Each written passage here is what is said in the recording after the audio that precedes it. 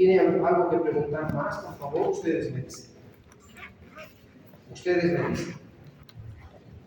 ¿Nada? Bien. ¿Repasamos todavía el renal o no? Porque han hecho renal, me has dicho vos, solo que venían pocos, dicen. ¿Sí? ¿Han hecho lógico o no? ¿Sí? Lógico, quizás se ha hecho muy rápido, docente, puede ser, pero como les digo, eso ha sido, ¿no? Eso ha sido, y no ha hecho hincapié en algunos detalles que sí debería haberlo hecho. No digo que es mejor o peor, cada quien tiene su ritmo. Esa es la verdad, cada quien tiene su ritmo. Bien, de todas maneras, ¿qué hacemos? Terminamos un poquito de renal, ¿correcto? Para terminar, bien. Bueno, los que les va a servir, les va a servir bien. Vamos a ver, y hemos hablado prácticamente estábamos empezando a hablar del glomérulo, ¿sí? Y del corpúsculo glomerular. Y después voy a hablar de lo que serían los túbulos y todo eso, ¿sí?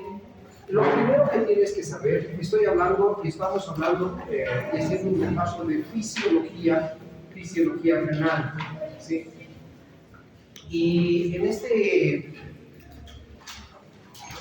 repaso es importante destacar que hemos hablado de algunos detalles anatómicos, hemos hablado de detalles relacionados de la anatomía con la clínica, qué te va a servir, qué no te va a servir, todos esos elementos. Pero ahora hay un detalle importante, saber la histología. Y no solo la histología, sino una histología funcional, ¿sí? ¿Para qué sirve lo que es una y otra cosa? Está relacionada con la función precisamente del riñón. ¿Ya? Entonces, eso. ¿Listo? Y de esa manera, vamos a empezar hablando de la nefrona. No te olvides que la nefrona, les había dicho, en realidad la nefrona es la unidad estructural y funcional de los riñones. ¿Quién tiene una nefrona? Pregunta. Tiene la cápsula de Bowman, ¿sí? Tiene el túbulo contorneado proximal, tiene el asa de Henle, ¿sí? Tiene el asa de Henle en su porción delgada descendente. Ojo, acordate de esto, es muy importante. Tiene el asa de Henle en su porción ascendente delgada, ¿sí? Esto te han debido dar en histología y no te acuerdas probablemente, pero te han dado. Después tiene la parte ascendente gruesa del asa de Henle, ¿sí? Después tiene el túbulo contorneado distal, ¿sí? Y después tiene los famosos túbulos colectores, ¿sí? Y ahí están las partes de la nefrona. En realidad, el corpúsculo renal es este, y es este que quiero destacar con ustedes y hacer un hincapié en algunos detalles que debes saber, porque de aquí se derivan incluso muchos tratamientos y la clínica. Primero, ¿sí? Hablar de que en este caso, ¿sí? La membrana de filtración, porque es una membrana de filtración, está compuesta de tres estructuras en realidad, ¿ya? Esas tres estructuras, si quieres, esto estoy queriendo dibujar, es el endotelio vascular, así te lo voy a dibujar. Estas son las células endoteliales. Atender, te ruego, por favor. ¿Sí? Estas células endoteliales están en contacto con la sangre. Esa sangre que está pasando por el glomérulo. Haz de cuenta que está entrando por la arteriola aferente. ¿Ya? Y aquí hay sangre. Pero esta sangre, silencio, no te olvides que no se filtra la sangre. ¿Qué se filtra? ¿Sí? Principalmente se filtra el plasma y los componentes del plasma, pero no todos. El plasma tiene varios componentes. Dentro de esos componentes te puedo decir que son las proteínas plasmáticas, que no se van a filtrar, que ya te voy a explicar, las proteínas plasmáticas, ¿sí? A estas se les llama macromoléculas. Por eso el libro dice, se filtra todo excepto macromoléculas. ¿Ya? Uno. Y dos, ¿sí? También se filtra todo excepto células. Y las células son los glóbulos rojos, los glóbulos blancos y las plaquetas que no se van a filtrar. Entonces, en realidad, en la membrana de filtración, en el corpúsculo renal, se va a filtrar todo excepto que está en 10 preguntas de examen, ¿sí? Aunque no haya como preguntas como inciso de distracción. Y si no sabes un inciso, a veces no sabes qué responder. Bien, esta membrana de filtración está compuesta, ¿sí? Por los capilares y el endotelio capilar. Uno. Este endotelio capilar está sustentado, no lo cierres completamente, ahí nomás, pongo ahí nomás, no. que no se siente porque sí, no voy a tener que hacer. ¿Ya? Este endotelio está sostenido por una membrana basal, que ustedes ya conocen que todos los endotelios y todas las células siempre tienen una membrana basal.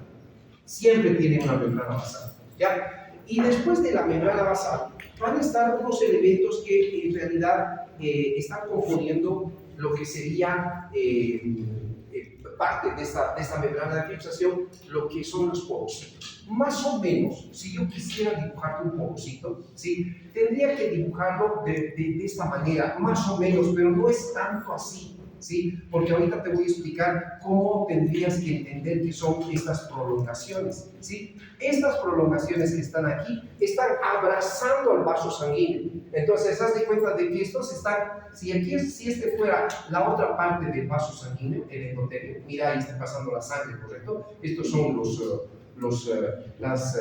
poros capilares, porque sí hay poros, ¿ya? Entonces, ¿qué es lo que pasa? Estas prolongaciones son los pericelios, que le llaman entonces cosas. Entonces, son porocitos y pericelios, están abrazando al vaso. Entonces, es parte de la membrana de filtración.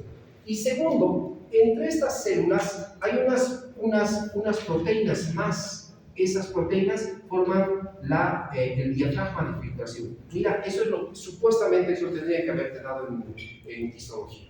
Entonces, todo esto ojo que aquí hay uniones estrechas.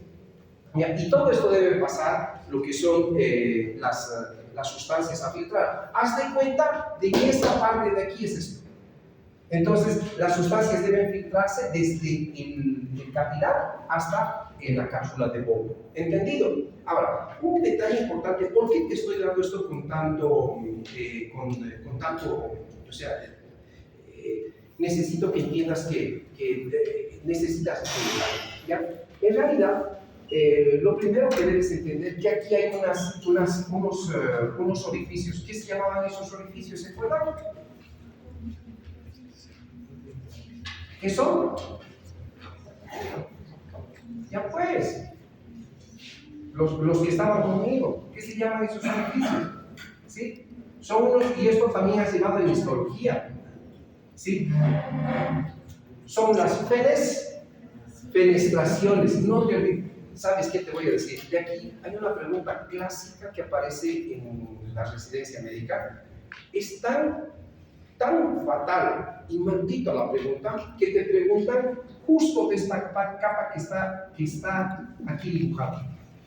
Por eso que los exámenes de residencia no echan cualquiera haciendo la residencia. Ya te das cuenta, por eso te estoy dibujando esto. No necesito ahorita que te vayas aprendiendo todo esto en memoria, pero lo que te voy a enseñar es básico. Tienes que entender cómo está formada la membrana de filtración y por qué las proteínas no se filtran, por qué los glóbulos rojos no pasan, ¿sí? Entonces, aquí que te había dicho que son fenestraciones. Estas fenestraciones tienen unos 50 nanómetros de tamaño, de diámetro, nanómetros. O sea, aquí son más pequeñitas que una micra. Ojo que el nanómetro es 1000 veces más pequeño que la micra, ¿sí? Entonces tiene 50. Los libros te van a decir 50, 60, 60, 70, depende de los 50. ¿Ya? Entonces, el agua, todas esas sustancias, imagínate que esta fuera una fenestración. Mira, esta es una fenestración, la estoy agrandando, ¿sí? El agua va a tener este tamaño. Algunos quizás ahí atrás ni lo ven. Por eso pasa el agua, ¿sí? El sodio va a tener ese tamaño. La glucosa va a tener ese tamaño. O sea, todos los aminoácidos van a pasar. Las fenestraciones van a poder atravesar el agua y lo va a hacer. Entonces, estas fenestraciones pasan, o sea, tienen ese tamaño y las sustancias que van a pasar son casi todos los elementos, pero excepto las células. Por ejemplo, un glóbulo rojo no puede pasar esta fenestración. ¿Por qué? ¿Quién me dice qué tamaño tiene un glóbulo rojo? 7.5, 7 micras. ¿Qué tamaño tiene un glóbulo blanco, el más pequeño de los linfocitos? Unas 3 micras. ¿Sí? ¿Qué tamaño tienen las plaquetas? 1.5 a 2 micras. En realidad, como esto es más pequeñito, nunca va a pasar. Por eso que no podemos orinar sangre. ¿Ya? ¿Estamos? Ahorita ya vas a entender a qué estoy yendo. Entonces, no puede pasar, por eso te digo, todos los elementos se filtran, excepto células y macromoléculas. Pero hay un detalle.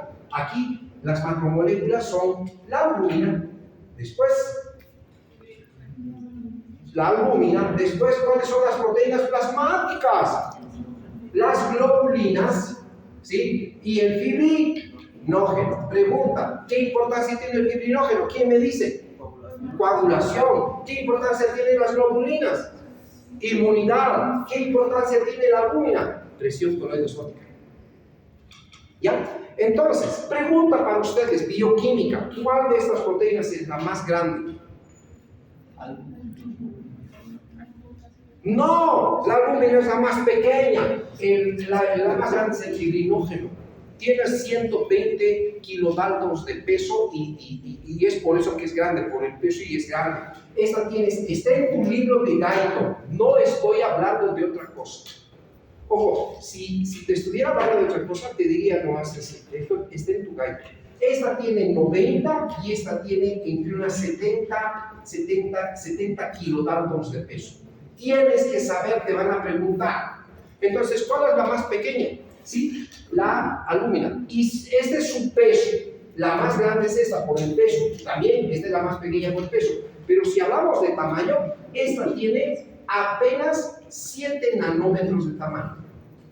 ¿Sí? Pregunta, ¿cuántos nanómetros tiene este orificio, esa fenestración? ¿Cuánto se encuentra? ¿Puede pasar la albúmina? Pregunta. Sí, puede pasar. Puede pasar, pero ¿por qué no pasa? ¿Por qué no orinamos albúmina? O sea, proteínas. ¿Qué? No, aunque sí, pero la albúmina puede pasar porque esto es grande. ¿Por qué? No, es que esto es lo que tendría que haber aprendido. Aquí, esta barrera, además de ser mecánica, esto es lo mecánico, los agujeritos. Estos no van a pasar porque el agujero es muy pequeñito, ¿sí o no? Es una barrera mecánica. Hay una barrera electromagnética. Y esa barrera electromagnética, ¿qué está haciendo? No te olvides que aquí esta membrana basal es negativa y las proteínas que están aquí son negativas. ¿Ya? Incluso estas células tienen carga negativa. ¿Ya? Pregunta para ustedes, ¿qué carga tiene la albúmina? Sí, negativa. Entonces, ¿qué pasa? Cuando la pinche albúmina quiere pasar por aquí, automáticamente, así pequeñitas que puede pasar, ¿sí? En realidad se devuelve, porque cargas iguales, ¿qué es lo que hace? Se repele. Por eso, cuando te pregunten, ¿cuál es y cómo está conformada la membrana de filtración glomerular? Está conformada por el endotelio vascular, el endotelio capilar renal, la membrana basal y los povocitos. Pero ¿cómo es la barrera? La barrera es de dos tipos. Una barrera está en tu libro, mecánica, y una barrera ¿qué? Electromagnética. Simple. Es por eso que así nomás no puede pasar. Mientras esta barrera esté bien, no van a pasar la albúmina. Y no va a pasar tampoco ni las células. ¿Estamos? Ahora, no voy a ir a detalles, pero hay un elemento que vale la pena destacar. ¿Sí? Resulta que esta membrana basal, ¿sí? Donde está sostenido, te tengo que dar esto, lo siento, pero debo dar, ¿sí? Y si te fijas, tiene 3 láminas. No voy a ir a detalles, ¿sí? Pero al decir que tiene 3 láminas, estas láminas están hechas de proteína. ¿Qué pasa en el lupus, por ejemplo? ¿Qué pasa en el lupus? ¿Ya? ¿Qué pasa en enfermedades autoinmunes que deben conocer que es el lupus? O enfermedades como el síndrome de Sjögren. No está llamando patología, ¿no ve? ¿Sí? El síndrome de Sjögren o Sjögren, que dice, ya van a ver en patología, lo que hace es que nuestro sistema inmunológico genera autoanticuerpos. O sea, estos son las globulinas y van a ir a destruir estas estructuras. Ya sea la membrana basal o ya sea lo que es el endotelio. Por ejemplo, les había hablado de la fiebre reumática, ¿correcto o no? ¿Ya? Y son esos pacientes que tienen constantemente faringitis y el estreptococo deja un antígeno. Ese antígeno se llama antígeno M. ¿A qué se denomina antígeno? A cualquier sustancia que extraña. Entonces, ¿qué hace el sistema inmunológico contra esta sustancia extraña? Lo tiende a destruir. Pero lo que pasa es que este antígeno se pega aquí. ¿Me entiendes? Se pega al endotelio. Es como si estuviese aquí, pegado. Claro, como es una sustancia extraña, ¿qué hace el sistema inmunológico? Lo reconoce. ¿Y su función qué es? Destruir. Pero en ese afán de destruir, destruye el endotelio. ¿Sí? Y cuando hay otras enfermedades además, ¿sí? Como el lupus, el síndrome de Sjögren, incluso en otras enfermedades autoinmunes, esos anticuerpos destruyen esta membrana. Al destruir, ¿qué es lo que pasa? ¿Sí? Lo primero que va a pasar es que, eso quiero hacer entender, los glóbulos rojos. Lo primero que va a pasar. ¿Sí? ¿Qué va a hacer el paciente? Va a tener una tendencia, pasa rápido. ¿Ya? El paciente va a tener lo que se llama síndrome nefrítico. ¿Qué significa? El paciente principalmente va a orinar sangre. Así se llama. ¿Sí? No quiere decir que no pierda proteínas. Ojo, no quiere decir. Pero el paciente cuando se daña la membrana basal y en el endotelio vascular de esta membrana de filtración, se llama síndrome nefrítico. ¿Entendido hasta ahí? ¿Ya? Por eso de ahí viene, ¿y saben qué? Estos glóbulos rojos que estaban aquí empiezan a pasar por esas hendiduras y se deforman. Y por eso que en la orina aparecen, está llevando examen de orina en bioquímica. ¿Qué hacen en bioquímica? Fuera de broma, ya es que lo que estoy hablando no es la primera vez, y en serio que no es la única universidad que habéis dado. Y sé que es a la par que tienen que dar bioquímica con los temas de física. ¿Ya? No han llevado nada de examen de orina, nada. ¿Qué hacen? Con glucosa. Bueno, espero que lo hagan. Van a escuchar cuando el paciente tenga cilindros hemáticos.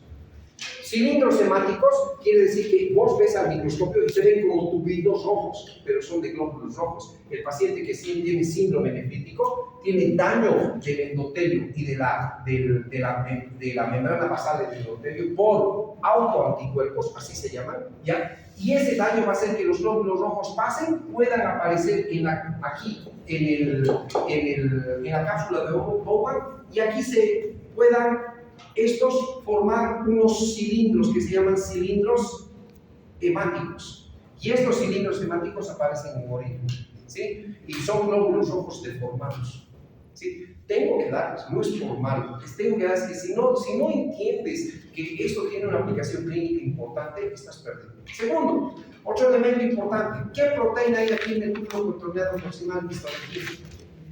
Hay una proteína. Esto no es fisiopato, esto no es nada. Quizás es fisiopato, pero es bioquímica más que todo.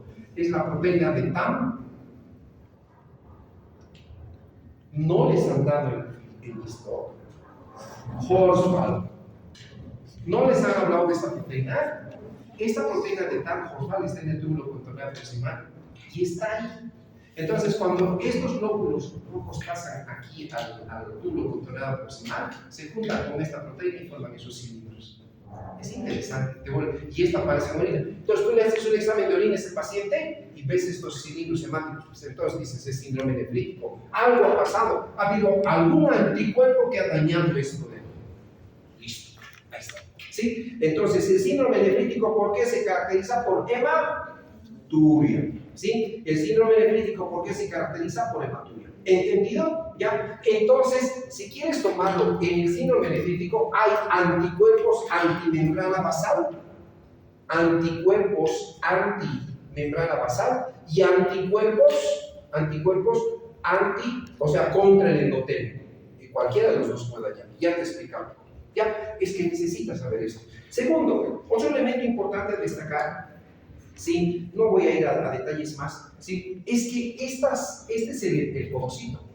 El podocito hace unos diafragmas. O sea, ¿qué tiene que? Estos diafragmas saben de qué está formado. Esto es histología. Cuidado que creas que es fisiopato. No es nada de patología. Todo esto debería estar en tu cabeza por eso. Esta proteína se llama nefrina. Y esto yo sé, y no es la primera vez que hablo de esto en este nivel. Y los chicos se acuerdan, la nefrina. Sí, la nefrina. Y si te han dado esto, espero que... Esta nefrina, si te das cuenta, mira cómo lo he dibujado como un diafragma, ¿correcto? Entonces, ¿te acuerdas que te he dicho que puede por aquí escaparse la albúmina o no? Porque es pequeñita o no. Puede escaparse, pero hay elementos que hacen que no se escapen, como por ejemplo la barrera mecánica, que no es mecánica y no sirve de nada, pero es magnética, ¿sí o no? Pero resulta que sí puede escaparse. ¿ya? Pero cuando se escapa y aparece aquí, lo voy a poner con ese colorcito rojo aquí a la albúmina, automáticamente el otro elemento, pero la otra barrera que hace efecto es este diafragma, que en realidad este diafragma se llama diafragma porositario o también se llama hendidura de filtración. A todo esto se llaman hendiduras de filtración y estos son los diafragmas porositarios. Entonces la albúmina aparece en la hendidura de filtración, ¿ya? Como no podemos orinar a la albúmina, proteínas, entonces en este diafragma se pega como una especie de atracción, como una especie de un globo que lo que se pega, porque yo lo voy a pegar con un pegamento y no le deja pasar a la albúmina a la orina, para nada, no le deja pasar. Entonces lo que hace la albúmina prácticamente es como decir, es un tercer o cuarto elemento que evita que si por alguna razón la albúmina se escape en condiciones normales, se pegue. Y una vez que se pega, ¿saben qué hace el podocito? Ya, ahí está la albúmina, ¿correcto? El podocito fagocita a la albúmina y no la deja que aparezca en orina. ¿Estamos? ¿Ya? ¿Me has entendido? Ahora, ¿qué pasa cuando hay anticuerpos contra esta nefrina? O sea, ¿qué quiere decir? O elementos que dañen a la nefrina y dañan la estructura del podocito. Entonces, ojo que han dañado la estructura del podocito. Entonces, la barrera de filtración se altera. Cuando hay enfermedad se altera, aunque estito quizás no se altere mucho, pero sí lo va a hacer, se va a alterar. Entonces la albúmina va a aparecer. Como no hay quien la sostenga, la albúmina empieza a aparecer. ¿Ya? Por eso, aquí se establece que el paciente tiene síndrome nefrótico. ¿Y qué es el síndrome nefrótico? ¿Sí? El paciente orina principalmente, ¿qué? Albúmina. Por eso, en este caso, este paciente tiene proteinuria. Y este paciente que tiene hematuria, el síndrome nefrítico. ¿Sí? Por si acaso tienes que saber esto. Entonces, el síndrome nefrítico se caracteriza por hematuria y el síndrome nefrótico por hematuria. Si quieres tomar el síndrome nefrítico, ¿ya? Ojo, ¿por qué te estoy dando esto? Porque es útil para vos. Y tienes que saber por qué tienes que saber el detalle de la nefrología. ¿Sí? Este síndrome nefrítico es un daño de la membrana, ¿qué? ¿Membrana qué? Basal y lo que sería el endotelio, ¿qué? Capilar de la nefrona, ¿correcto? En cambio, el síndrome nefrótico es una podocitopatía. O sea, en otras palabras, ¿qué sería? Un daño de los podocitos. Entonces, ya sabes, si algún rato vas a escuchar al año yendo a los hospitales, ¿tiene síndrome nefrótico? Vas a decir, se han debido dañar sus podocitos. Está orinando proteínas. ¿Tiene síndrome nefrítico? Se ha dañado la membrana basal y el endotelio. Está orinando sangre. Tiene hematuria. ¿Estás entendiendo? Por eso debes saber el detalle de esto. Y si te das cuenta, solo me he remitido a histología. A histología, para decir que no. Y yo lo he asociado con enfermedades. Si supieras que estas enfermedades hay que desarrollarlas en una clase y media o dos, cada una, como enfermedad. Así que no voy a ir a detalles. Bien, esto ya sabes. Entonces, ¿cómo está formada la membrana? El libro habla de esa barrera mecánica y la barrera electromagnética. Y te dice todos estos detalles de la albúmina, todo lo que te he querido destacar y lo he querido asociar a la parte, en este caso, clínica. Ahora, hay otro detalle que necesito destacar aquí. ¿Cómo se produce la filtración glomerular? Esto no quiero borrar, pero lo vamos a dejar ahí. ¿Cómo se produce la filtración glomerular? En realidad, la filtración glomerular se produce por las fuerzas ¿de qué? De Stalin. Entonces, mira cómo voy a dibujar ahora a la cápsula de Bowman. Mira, por favor, aquí está la cápsula de Bowman. ¿Sí? Y además, ¿sí? Voy a dibujar aquí a la arteriola aferente. Aquí voy a dibujar a la arteriola eferente, aquí voy a dibujar a los capilares glomerulares, ¿ok? Entonces, esta va a ser la continuación del túbulo contorneado proximal. ¿Entendido? Supuestamente aquí está la futura, ¿qué? Orina. ¿Estamos? Entonces, ¿cómo se produce el primer proceso de formación de la orina? O sea, la filtración. Gracias a las fuerzas de ¿qué?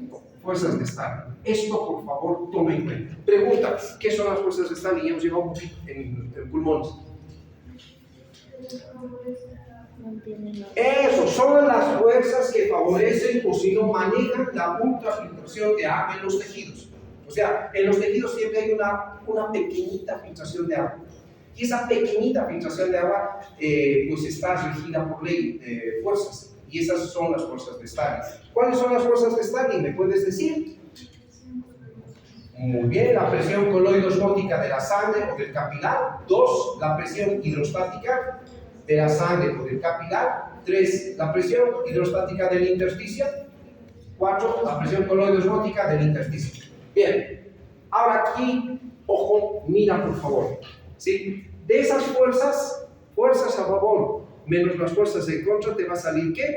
La presión de filtración. Aquí tendría que salir un vector, mira por favor, que va a garantizar que se produzca la filtración y aparezca la orina aquí. ¿Sí o no? ¿Estamos? Por sentido común. Entonces, dicho todo esto, voy a explicarte las fuerzas de Stalin, que tú ya deberías saber, como os digo, qué pena, que, bueno, no sé qué ha pasado al final, no sé, no puedo decir más nada. Pero, ¿qué es la presión hidrostática de la sangre? Una fuerza que obliga a salir al agua de los vasos. ¿Correcto hasta ahí? ¿Sí? Bien, porque es el agua automáticamente tiene una tendencia natural a querer salir del vaso, porque nuestra sangre tiene agua, el plasma tiene agua. ¿Entendido? Bien. ¿Qué es la presión coloidosmótica de la sangre? Una fuerza que evita que el agua salga o escape. O sea, ¿qué hace la albúmina? La albúmina lo que hace, agüita está queriendo salir, yo como albúmina vengo y me la sustraigo. No puedo hacer que se escape, ¿ya? Y lo hago por electromagnetismo, ustedes ya saben, por enlaces, ¿ya? Ahora, escúchame bien, pregunta, esta es la cápsula de Bowman. La presión coloidosmótica de la sangre está generada por la albúmina, que es una proteína. ¿Entendido hasta ahí? Ya. ¿Aquí hay proteínas? ¿Orinamos proteínas? No. ¿Hay presión coloidosmótica en la cápsula de Bowman? Que sería la intersticial, que equivalente al... No. Entonces, la presión coloidosmótica intersticial de la cápsula de Bowman es irrelevante, porque prácticamente no se orina proteínas. En la cápsula de Bowman no hay. No es en un intersticio cualquiera. Esta es la cápsula de Bowman. ¿Entendido? No hay. Por lo tanto, no la digo. ¿Entendido? Bien. Ahora, ¿qué hay aquí? Futura orina. ¿Y qué es la futura orina? Agua. Entonces, si es agua, aquí se genera presión hidrostática de la cápsula de Bowman, porque es agua. ¿Sí o no? La futura orina. Bien. ¿Cómo dibujarías esa fuerza? ¿Hacia allá o hacia aquí? Piensa. ¿Hacia el vaso o saliendo del vaso? Piensa. Hacia el vaso. ¿Sí? Hacia el vaso. ¿Estamos o no? Porque hay agua. El agua, siempre la presión hidrostática va a ir hacia la superficie que está. Por ejemplo, ¿dónde está el agua? Préstame tu vaso. Rápido. ¿Ya? Si esto tiene, ahí está aquella botella, era genial, la botella estaba genial, pero déjalo ahí. ¿Ya? Si yo le pongo agua aquí, la presión hidrostática va a estar aquí abajo. ¿Sí está con? Sí, por efecto de la gravedad. Entonces, haz de cuenta de que esto no está abierto aquí, está así. Entonces, el agua está aquí, entonces está haciendo efecto al sistema. La presión. ¿Ya? Ahora, sí, lo dejamos aquí.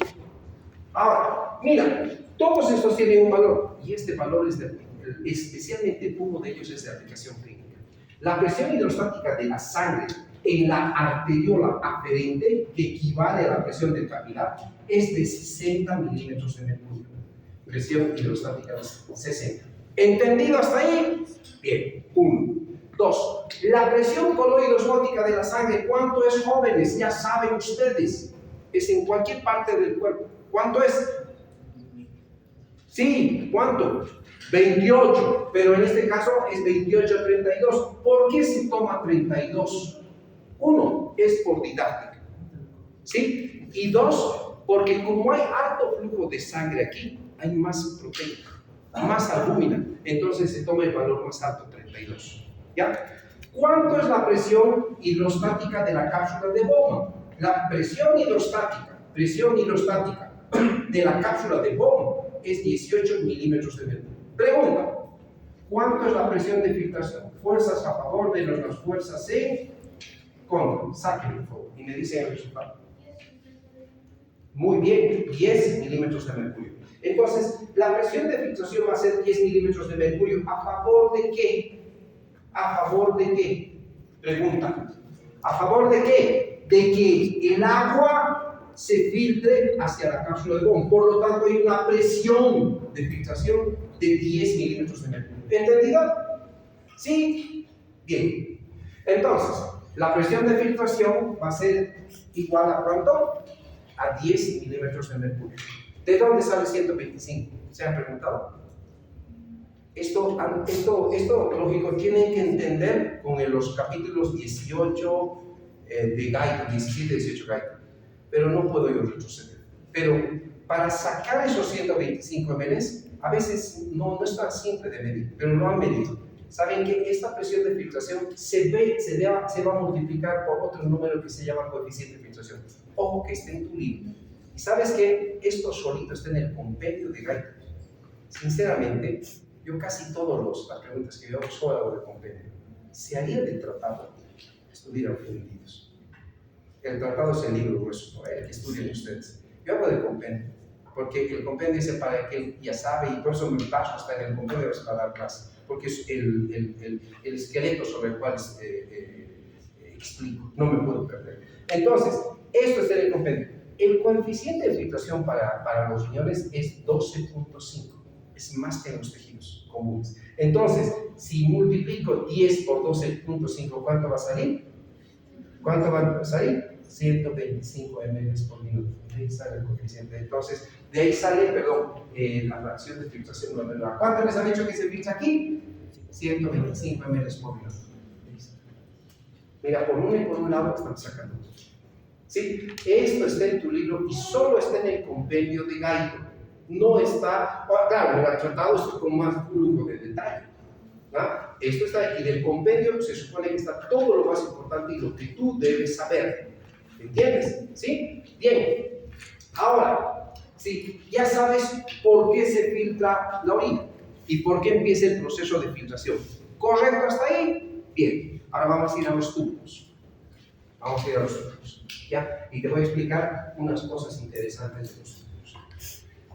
Por favor, el día sábado hay examen para todos los que han llegado a tarde del grupo 5. El examen es de todo lo que es la unidad temática de respiratorio. Voy a poner ahorita nuestro grupo de WhatsApp, ¿sí?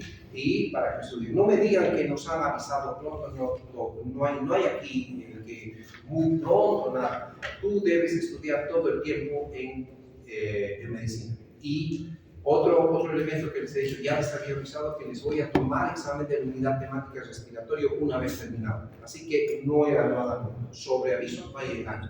El sábado hay examen, lo vamos a dar en nuestra hora que debíamos oponer del anterior sábado que les he pedido que pasemos. Damos el examen, 30 minutos, 40, revisamos el examen, vamos a hacer una retroalimentación y se van a ir. ¿Estamos? Ya, nada más. Bien. Ahora, vamos a ir a los túbulos renales. Vamos a empezar con el túbulo contorneado proximal. ¿Sí? Para que sea más útil, aquí lo voy a dibujar. ¿Sí? Entonces, este es el túbulo contorneado proximal. Este es el asa de Henle, ahí lo voy a dibujar. Ahí está la porción gruesa del asa de Henle. Me dirás, ¿por qué tiene que haber tanto detalle la porción gruesa? Que todo eso yo, porque es importante. ¿Ya? No es porque yo me invente. Y ahorita ya vas a ver por qué. Nada de lo que te estoy diciendo es porque el doctor Salvatierra es el nefrólogo. Yo no soy ni nefrólogo ni cardiólogo. Solo soy un médico que doy fisiología y te enseño cómo funciona el cuerpo. ¿Sí? Entonces, no te olvides que aquí viene la arteriola aferente, los capilares glomerulares, aquí viene la arteriola eferente, aquí vienen los capilares peritubulares, ¿sí? Y si quieres tomarlo, ¿ya? De aquí va a salir la vena renal. Listo, ahí lo vamos a dejar. Bien, solo eso. Lo primero que necesito que sepas, el 65% de todas las sustancias que se filtran, no es 125 se filtran, ml. Hazte cuenta que eso es el 100%.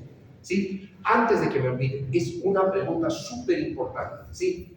El riñón filtra 125 ml por minuto a la cápsula de Bowman. Si calculamos todo esto por hora y por día, ¿sí? escúchame, esto por hora y por día, los riñones saben cuánto de plasma filtrar, 180 litros al día. Mira el trabajo del riñón.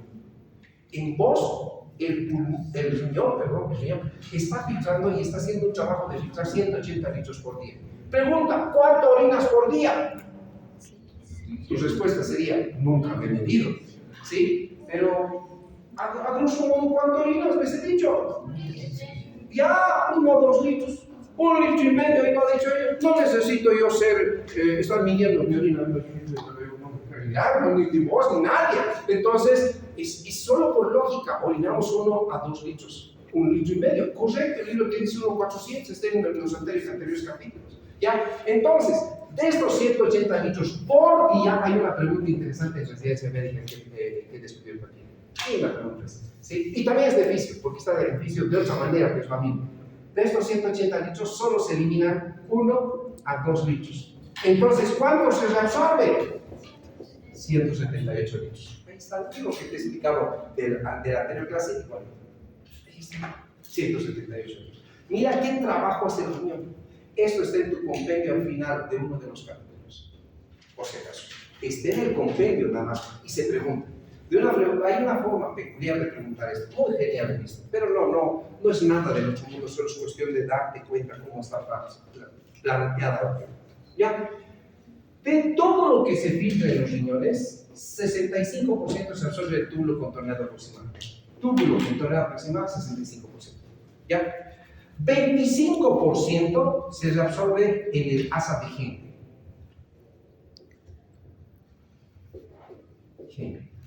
¿Cuánto ya está ahí absorbido?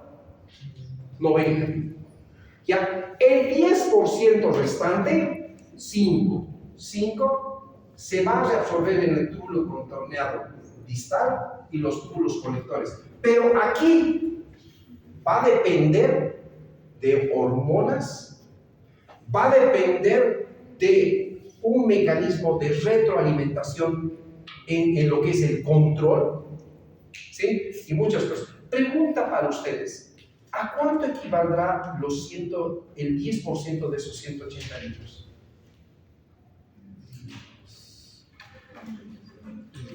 Qué malos para mí somos ustedes, ¿no? No puedes dar rápido. ¿Cómo es? ¿A cuánto equivaldrá el 10% de esos 180 litros? 18 litros. 10%, 18 litros. Solo te pregunto, mira, una pregunta. Si funcionara mal el túbulo contorneado distal y conector, ¿cuánto orinarías? Y no absorbería. ¿Cuánto orinarías? Más de 10 litros. ¿Has visto? Solo porque funcione mal el túbulo distal y no absorbe el agua. O sea, muchos creen 10%, 5%, creemos que es poquito, ¿no ve? Pero a ver, date cuenta, tu riñón está filtrando todo el día 180 litros. Todo el día. Sacar el 10%. ¿Cuánto es? 18 litros. Funciona mal. Alguna de estas, pone 5 aquí. Estás orinando 9 litros por día. ¿Es normal orinar 9 litros? Por ejemplo, aquí está la diabetes insípida. Ya, aquí está el efecto de los diuréticos. ¿Cuántos de ustedes conocen a algún familiar que toma diuréticos y tiene que orinar o le hace orinar? Incluso aquí, las señoritas que participan en los eventos de belleza toman diuréticos y hasta se deshidratan. ¿Para qué? Para tener el peso ideal. ¿No ven? Por eso toman los diuréticos. Recién se han dado cuenta, si conocen una amiga que hace eso. Claro, creen que no. Sabemos para qué se utiliza. Tú vas a saber para qué se utiliza todo. Y vas a poder utilizar hasta de las manos, pero como no estás educado para eso, vas a utilizar para que ayudar a la gente. ¿No ven? Eso. Imagínate, mira, por eso que no nos hacen dar cuenta, te dicen de memoria todo esto y no te hacen dar cuenta, wow, qué interesante, si funciona. Ahora, vas a ver más. Mira, qué interesante, esto está en tu libro y bonito está, en el sentido ese, pero está más adelante otros detalles. Bien, la parte clínica te estoy dando. Bien. 65% se absorbe aquí, 25%. Entonces, la mayoría de los elementos que se filtran se van a absorber en las primeras partes de la nefrona. ¿Ya? Esto no solo es agua, es electrolitos. ¿Qué electrolitos? Sodio, potasio, cloro, calcio, Aunque el calcio va más allá, no hay duda, pero el calcio, ¿ya? El fosfato también es más allá, el magnesio, ¿ya? La glucosa. No te olvides que la glucosa se filtra, ¿correcto o no? Pero ¿se orina la glucosa?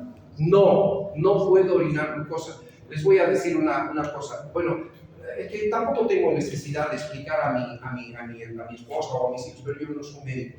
Pero un rato mi esposa hace unos días me dice, ¿saben? Siempre les va a venir la locura, no a ustedes, chicas y chicos, ¿no? Que dice que comer azúcar es malo. Sabemos que es malo. ¿Sí o no? Y un tipo aparece en el TikTok o algo así y dice, no, pues el azúcar que no comes, el riñón lo elimina. O sea, que es por demás algo así. Y se orina ese riñón, el riñón lo elimina. Imposible, no puedes orinar glucosa. Nunca. Ahorita si yo soy normal, creo que ustedes son normales, te doy aunque un café bien cargado con 20 cucharillas de glucosa, nunca vas a orinar glucosa. A menos que tengas diabetes o alguna cosa. ¿Sí? Porque tu cuerpo tiene mecanismos para manejar eso. Y el momento que orinas glucosa, tu riñón está fallando algo, ¿ya? O si no, hay un exceso de glucosa en tu plasma, porque ya sabes cómo es ese mecanismo. Entonces, bueno, aunque no sabes, no tienes idea mucho de esto, pero te voy a explicar hoy día, voy a intentar hacerlo. Entonces, mira, por favor, fíjate, ya, todo esto se absorbe aquí, en su mayoría, pero hay algo que debes saber. Y es de la glucosa. La glucosa se reabsorbe en el túbulo contorneado proximal, aquí al 100%. Eso quiere decir que al asa de Henle no puede aparecer glucosa. ¿Me estás entendiendo? En cambio aquí es 65% de agua, 25% de agua, quizás un 65% del sodio, aquí 25% del sodio, así. Pero la glucosa tiene una carga de reabsorción del 100% en el túbulo contorneado proximal. Ya no más. Aquí ya no se. Si por alguna razón la glucosa no se reabsorbería aquí, no se va a reabsorber más allá. ¿Y qué va a aparecer? Va a empezar a aparecer ¿qué? Glucosurio. ¿Ya? ¿Cuándo aparece? Pregunta. ¿Ya? Esto sí es pregunta de examen hasta de residencia médica y de fisiología. Está en tu libro de fisiología. ¿Sí? ¿Qué? Te explico, dime. ¿Qué es? Exacto. Muy bien, ahora lo vas a entender mejor. Resulta que aquí, cuando la glucosa está aquí, ¿sí? La glucosa vuelve a la sangre por dos mecanismos. Uno, las proteínas de difusión facilitada, ¿sí? Y por mecanismos pero por mecanismos de transporte activo secundario. Pero lo más importante es este mecanismo. Pregunta para ustedes: ¿qué características tiene la difusión facilitada? Capítulo 4 de Gallo. El 4 y el 5 es la base para entender todo lo que estamos hablando. ¿Qué características tiene? Por ejemplo, la difusión simple, ¿qué características tiene? Todo va de donde hay más a donde hay menos hasta el equilibrio. Y si sigue habiendo diferencia de presión, sigue difundiendo. ¿Ya? Y esa es y no hay energía. ¿Sí? O no necesita energía, que sería. ¿Cómo es la difusión facilitada? Porque en este caso es difusión. Va a ir también de donde hay más a donde hay menos. Pero hay una condición. ¿Sí? Tiempo límite. Se satura. ¿Ya? En este caso, ¿sí? Las proteínas de difusión facilitada no son como la difusión simple. Por ejemplo, si aquí yo tengo una célula, ¿ya? El oxígeno está aquí, ¿sí? El oxígeno, por ser liposoluble, ¿qué pasa? Atraviesa la bicapa fosfolipídica. Esta es la bicapa de esta célula. Ahí está, ¿no? Entonces, ¿el oxígeno necesita canal o proteína para atravesar? Pregunta. No. Porque es liposoluble y el oxígeno puede atravesar por cualquiera de estos resquicios. Simple. Es como decir, está pasando por la rendija. ¿Ya? Pero ¿qué pasa cuando yo hablo ojo, que va de donde hay más a donde hay menos, por lo que es la diferencia de presión? Bien, ojo. ¿Qué pasa con la difusión facilitada? Voy a dibujar este. La difusión facilitada necesita una proteína transportadora. En este caso, si quieres, te lo podría poner así. Pero es una proteína estructurada y compleja que está anclada en la membrana celular. Fuera de broma, no sabes esto, ni vas a entender fisiopatología. Fisiopato se pasa en esto. Y la patología que te va a dar el doctor ya lo sabe. Así que te vas a volcar, te aviso. Así que mejor si te pones las pilas conmigo un poquito. Y te estoy dando solo la muestra. Nada más. ¿Sí? Entonces, esta proteína de difusión facial, su nombre lo dice, también va de donde hay más a donde hay menos. Pero hay un detalle.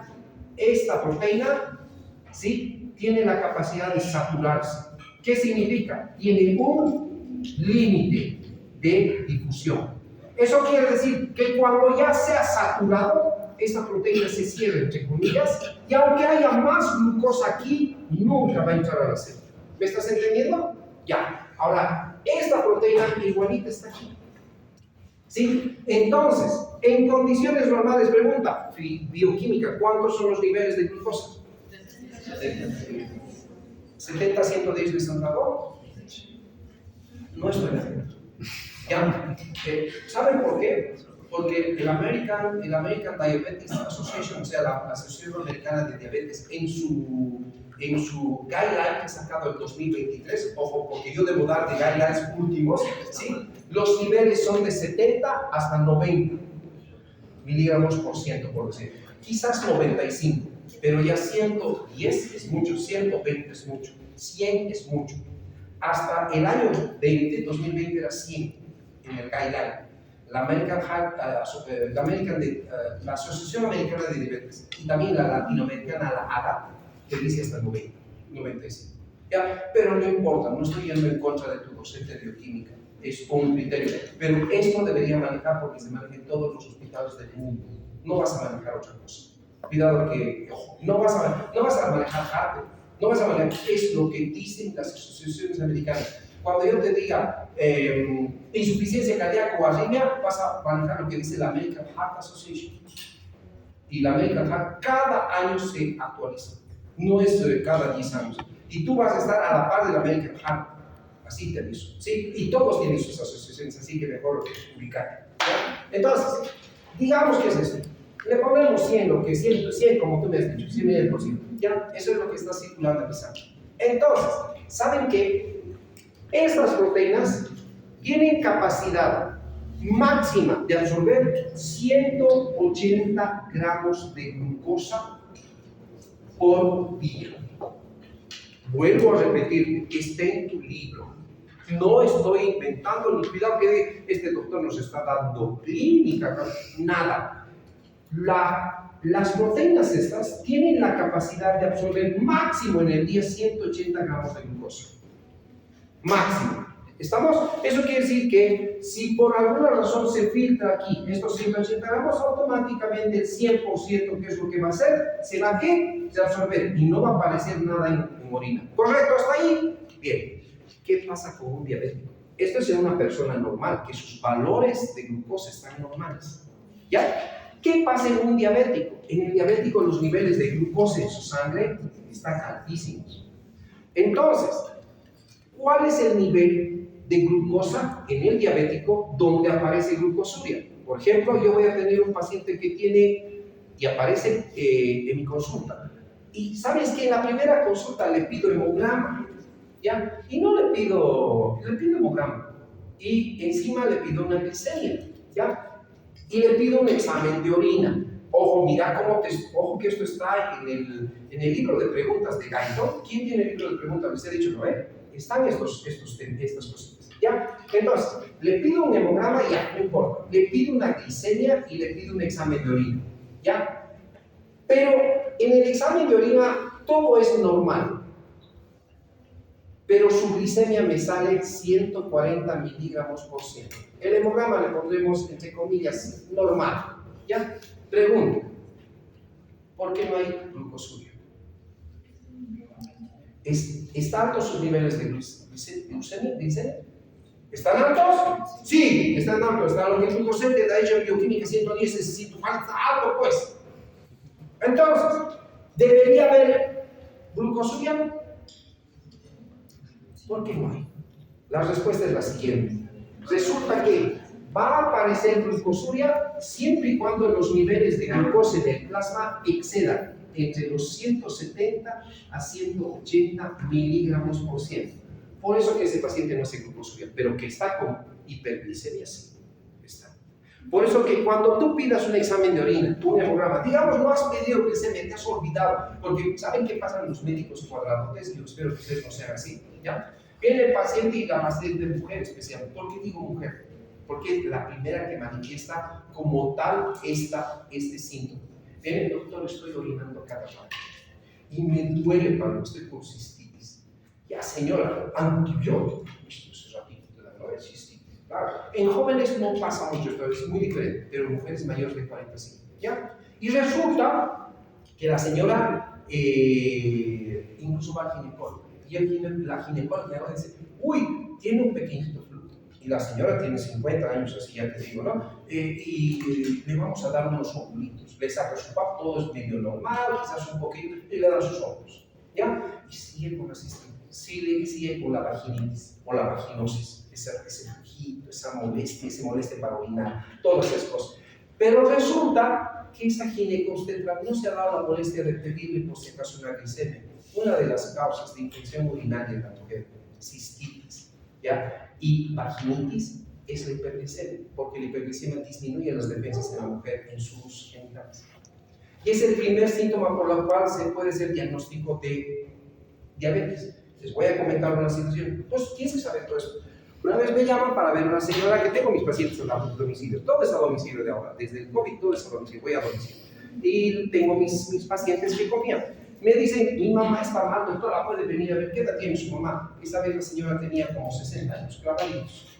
¿Ya? La señora bien, todo eso. ¿Y de qué se quejaba? Malestar, o sea, me faltan cosas. Ya vamos a hablar de diabetes, bueno, vamos a hablar cosas, no sé, conmigo. ¿Ya? Y ya le digo, ¿qué hago? Le ves todo, signos vitales estables, pero lo que ella dice, ay, me siento cansada. La diabetes produce un trastorno metabólico, esto, ¿ya? Me siento cansada, que esto, que lo otro. Todo el Y le pregunto, ¿ha ido al ginecólogo? Sí. Hace 6 meses he ido, me han hecho un problema, me han dado óvulos. Ya, bien. ¿Y seguro tenía un flujito? Sí, tenía un flujito y tenía cistitis, me han dado antibiótico. Bien. Y ahora sigo poniéndome los óvulos, como 6 meses. Así me han hecho 6 meses. Wow, no, hay algo mal, ¿no? Pero no, estoy bien, me dice. Ya está, aquí cree, ¿no ven? Entonces, hago todo ese rato. ¿Sabe qué, señora? Yo necesito los laboratorios. ¿Y qué tengo, doctor? ¿Quiere saber ese motivo? Y decía, voy a adivinar qué tiene. Hablo la bola mágica y le digo, ¿sabe qué? Usted tiene diabetes. O mínimo está con su glicemia. No, no creo, imposible, no creo, no. Señora, por favor, si no es, me he equivocado. Le digo, vamos a seguir buscando qué tiene, porque está cansado, pues el hipotiroidismo también. No ve por qué se la puede dar. Sale el resultado al día siguiente, su glicemia estaba en 600, no les miento.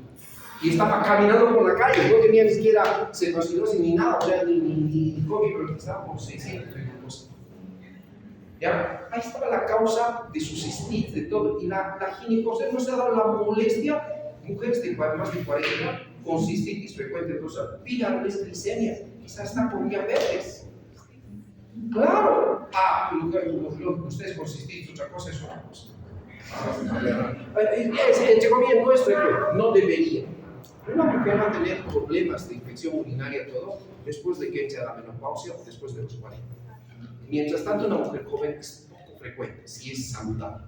Muy poco, no es tan así. A menos que se agarren alguna cosita, ¿no? Pero no es tan frecuente. Así les digo, no es tan frecuente. ¿Sí? Y eso ya van a aprender ustedes. No es ciencia, ustedes van a aprender. Rápido se hace diagnóstico por eso. Rápido. Y tienes una impresión diagnóstica que ya estoy pensando que es o que no es.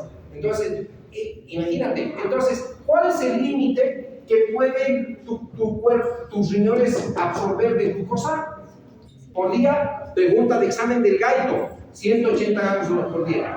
Si este límite se pasa, por ejemplo, aquí se filtran 220. Hagamos de cuenta. 220. ¿Qué va a pasar? Se van a reabsorber los 180, pero ¿cuánto van a empezar a eliminarse? 40. Y va a ser glucosuria. Eso quiere decir, si yo por alguna razón le pido a mi paciente un examen de orina, así al azar porque ha venido con cistitis, ya yo como tontorrito solo le doy el examen de orina, ya me trae el siguiente día su examen de orina y dice, glucosa 3 cruces, ¿qué sospecho? Que su glicemia está mayor a eso. Por eso tienes que hacer esto.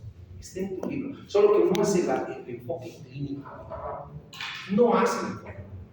Es interesante eso. Y tú ya puedes hacer un diagnóstico. ¿Saben qué se llama este diagnóstico fisiológico? Y puedes reconocer, aquí hay algo malo, no funciona, esto funciona así, no sé qué es, pero esto funciona así, no debería estar así. Puedes darte cuenta que está mal. Quizás no hacer un diagnóstico clínico, pero puedes hacer. ¿Ya? Ojo con esto, ¿sí? Esto que te digo es importante, lo que se absorbe aquí, de aquí. Ahora, voy a ir al asa de Henle, porque aquí ya te he dicho casi todo. Y en realidad ya sabes, en realidad es eso nomás. Lo más importante, y que aquí se reabsorbe 65% de agua, 65% de sodio, todos los electrolitos habidos y por haber, los que te inventes si quieres. ¿Ya? Aquí también se absorben los aminoácidos, porque los aminoácidos sí se filtran. ¿Ya? Pero como los aminoácidos son valiosos para tu cuerpo, los aminoácidos vuelven por mecanismo de transporte activo secundario ayudados por el sodio. Ya sabes eso. Bien, voy a ir al asa de Henle. Wow, ¿cómo pasa aquí? Es increíble. Bien, vamos. Asa de Henle, atiéndeme porque es importante, ¿ya? Y el doctor algo les había comentado, si no les ha comentado, ni modo, les estoy comentando, aunque a grosso modo. El asa de Henle en su porción descendente, ya sabes que el 25% absorbe de todas las sustancias, pero hay un detalle, esta porción está en tu libro, es pregunta de examen hasta de fisiopato, de clínica y de resistencia médica, y de fisio, ¿sí? Esta asa de Henle en su porción descendente final es permeable al agua, pero no a absolutos. Así se pregunta. ¿Sí? Ojo que cuando yo te he dicho este 25%, no es solo de esta porción, estoy hablando de todo el asa de Henle. Cuando yo te digo de este 25%, no me refiero solo a esta parte, sino de todo el asa. Todo esto es el asa de Henle, fíjate, todo esto. Entonces, 65% se absorbe en el túbulo frontal proximal y 25% en el asa de Henle, no solo es en esta porción. ¿Ya? ¿Ya? Eso por favor. Entonces, si quieres para que lo entiendas mejor, 25% de lo que se absorbe es en el asa de Henle. Pero va a depender de muchas cosas. Uno, esta parte es muy permeable al agua. ¿Qué significa? El agua se devuelve a la sangre. Así, se reabsorbe. Sí, el agua. Pero los solutos no se reabsorben, por eso dice impermeables solutos. Por eso aquí, no sé si, como les digo, ojalá que, si no lo van a tener que leer, aquí se genera el famoso mecanismo de contracorriente para mantener la médula hiperosmolar del riñón. ¿Te acuerdas que el riñón tiene su médula y su corteza? ¿Sí? A ver, escúchame bien. ¿Te acuerdas esto? ¿Sí? Esta es la médula, ahí lo voy a poner, esta es la corteza, esta más importante. Esta médula debe ser hiperosmolar, es pregunta de examen. Y este es isoosmolar. ¿Sí? Siempre eso debe ser. Cuando se pierde el hiperosmolar de aquí, de la médula, ya el riñón ya no puede concentrarlo.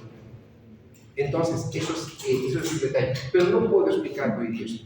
Bien, ahora, mira por favor, cuando da la vuelta el asa de Henle, ¿sí? En esta su porción ascendente, ahí nomás lo voy a dejar, es ya también impermeable al agua,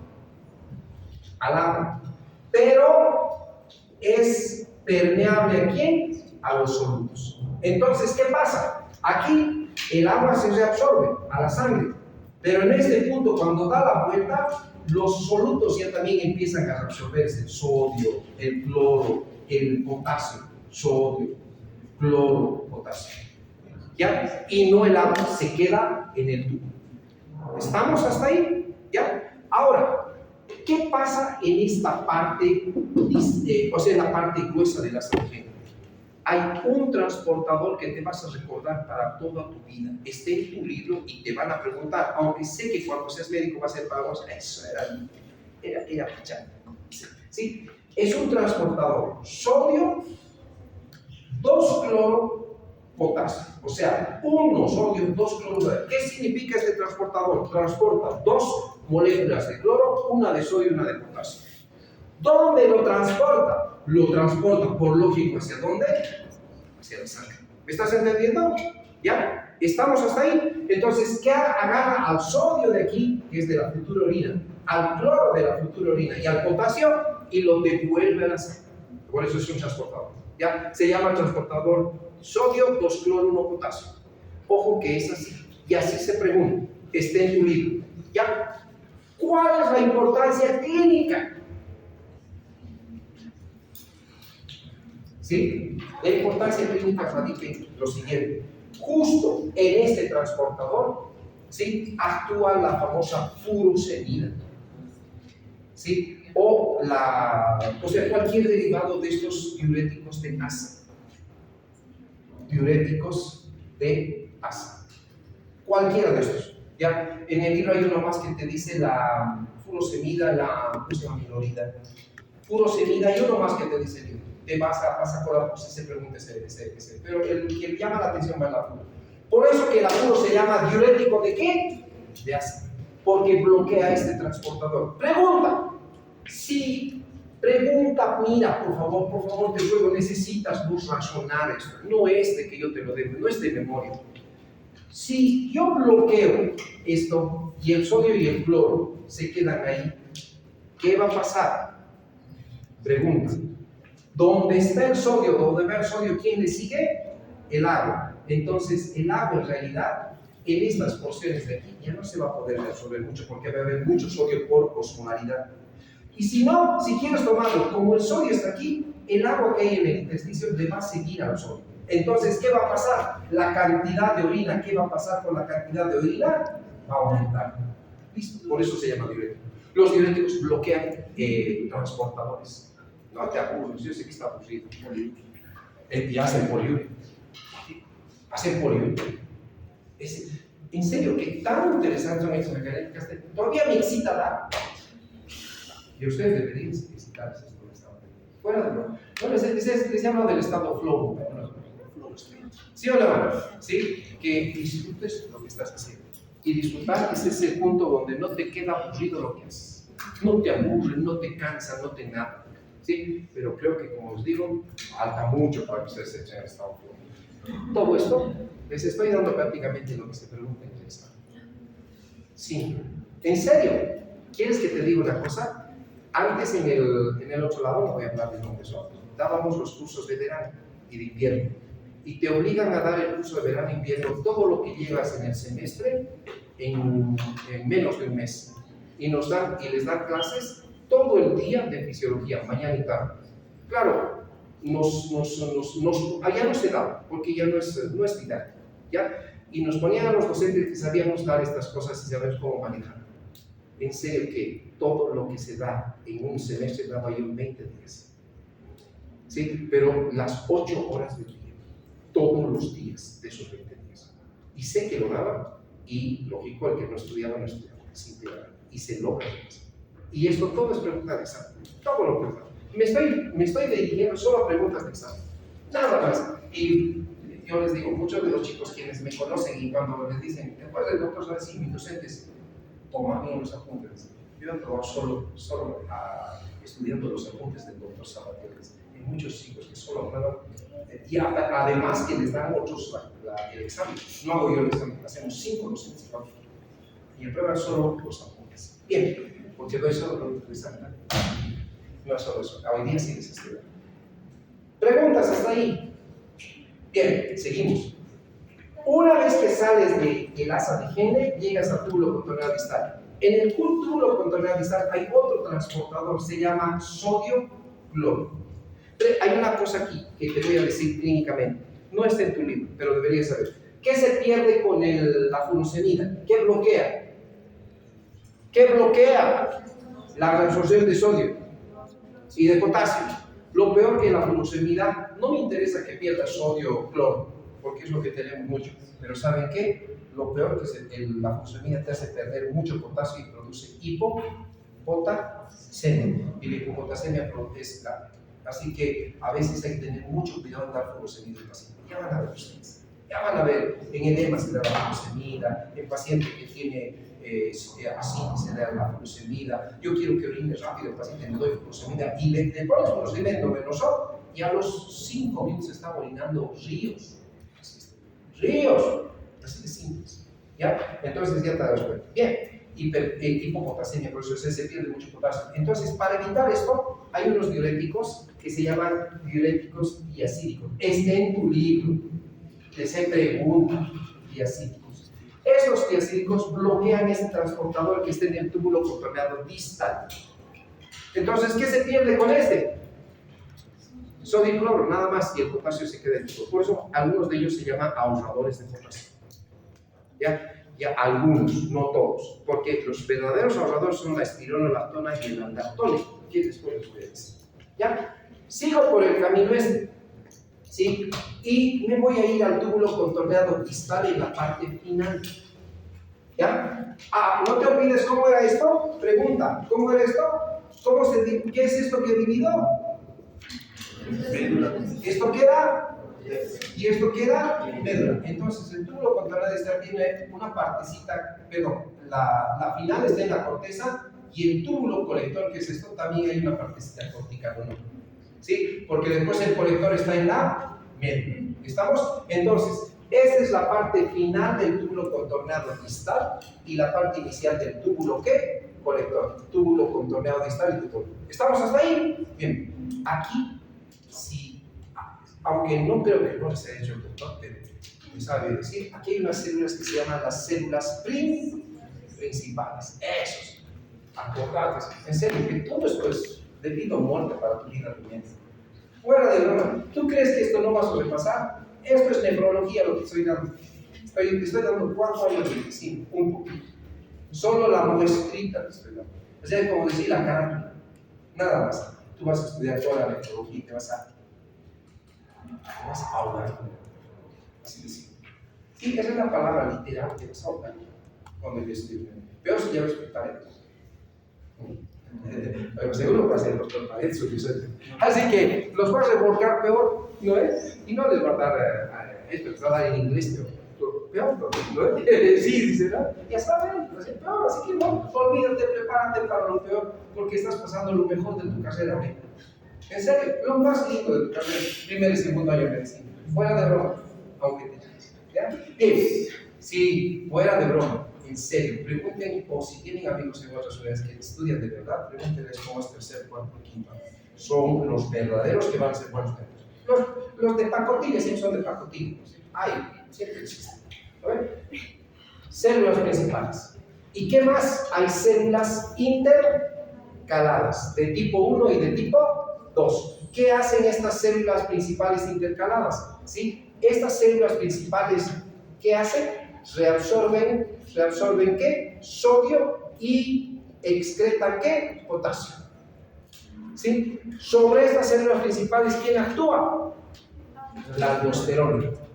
Sobre esta célula actúa la aldosterona, que ha debido derivar el control de la presión a largo plazo. Ahí está el sistema renina, angiotensina, aldosterona.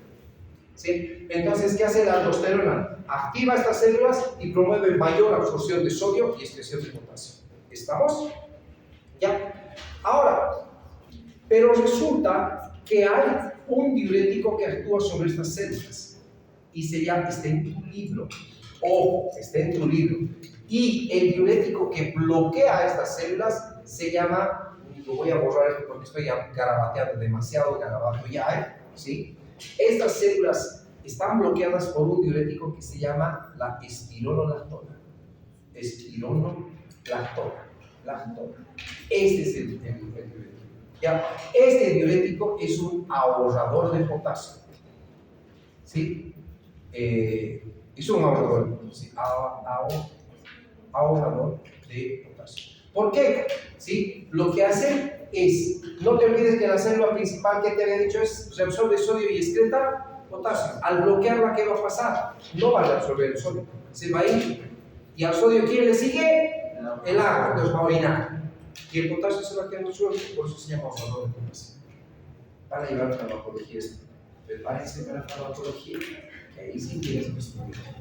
O sea, te vuelvo a decir, lo más lindo de tu carrera lo estás llevando ahora. Lo más fácil de tu carrera es primer y segundo año de medicina. ¿Quieres que me vas a decir mentiroso? Nos vamos a ver quizás en quinto año todavía con ustedes. No dando una materia, pero me van a ver, venir a ver, hola doctor, me van a acordarse, me van a dar la razón. ¿Sí? En serio, quisiera volver a segundo y primer año de medicina. No es broma. No, en serio, fuera de broma. Bien, finalmente, voy a dibujar para aquí. Finalmente, yo quisiera darles más, pero ya no puedo, yo también ya me cansa un poquito de todo. Hoy día sí es el peor día, no es el sentido de peor día porque sea el que más odio nada, sino que es el día que paso clases de corrido desde las 7:30 de la mañana, descanso de un periodo un periodo es 50 minutos, pero te sirve máximo para, a veces he revisado sus exámenes del grupo 5 de práctica, vamos a ver el 10 ahora. ¿Ya? Vamos a hablar este día. Después tengo que hacer otras cosas y después otra clase hasta que vienen ustedes. He pasado clases en Tufuraya 2 con práctica y he venido con ustedes en Patá y salir 6:30 de la mañana de clase. Hasta ahora no he llegado. Por eso a mi mujer, mira, ni se quita. Escucha, bebé. Entonces, no, lo bueno es que ya no tengo hijos chiquitos, o sea, nada que ver. Pues, si tuviera hijos chiquitos, sinceramente, no me vieran. Ya no te apoyes así, te vas a abrazar después de tu chico, o sea. Entonces, para terminar, el túbulo colector, estoy aquí, ya sabes que tiene células principales al principio, ¿no? ¿Sí? Y en el final del túbulo colector. Pero el túbulo colector medular es interesante, porque aquí tiene unas células, ¿sí? Las células epiteliales del túbulo colector, que son sensibles a la ADH. ¿Qué es la ADH?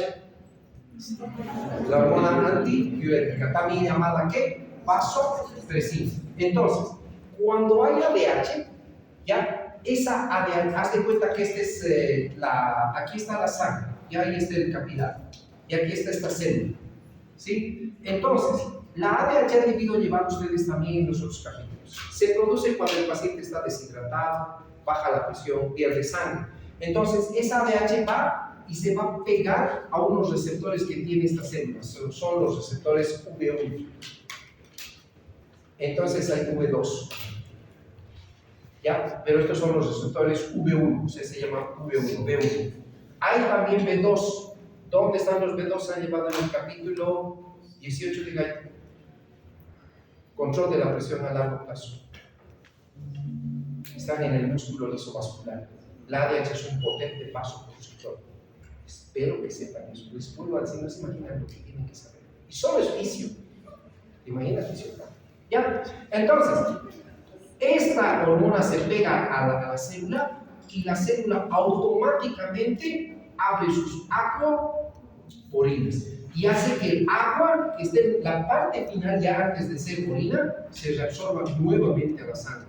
Entonces, por eso te digo, cuando un paciente está deshidratado, ¿qué pasa? Se produce ADH y el paciente no se va a dar el lujo de orinar su agua. ¿Qué va a hacer? Lo va a reabsorber con ayuda de ¿quién? ¿Sí? Pero pregunta, puede haber trastornos. Si no hay ADH, ¿qué va a pasar? El paciente va a orinar, y va a orinar, y va a orinar, y va a orinar. A eso se llama diabetes, que han llevado ustedes sí. ¿Ya? Y si hay mucha ADH,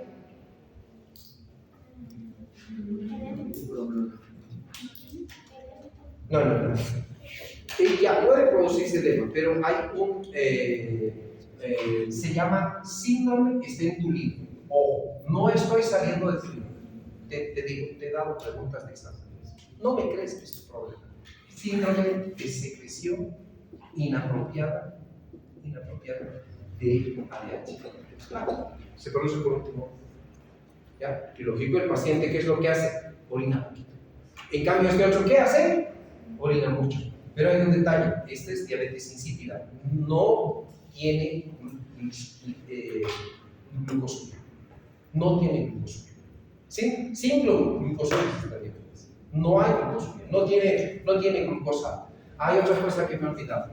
Sí, yo sé que ahorita no es de tu libro y les he dado al otro grupo también. Pregunta para ustedes: si este tubo se dañase, el tubo cortar aproximado, ¿qué crees que va a haber en orina? Ya lo he borrado, pero tendría que estar ahí, tendrías que acordarte. Si el tubo no se daña, ¿qué va a haber en orina? Lo que más llame la atención. ¿Sí? Aquí no te olvides que se absorbe gran parte del agua, pero lo dejaremos en agua aparte, aunque va a haber gran cantidad de orina. ¿Sí o no? ¿Sí? ¿Qué crees que va a haber en orina? Ahí está. glucosa.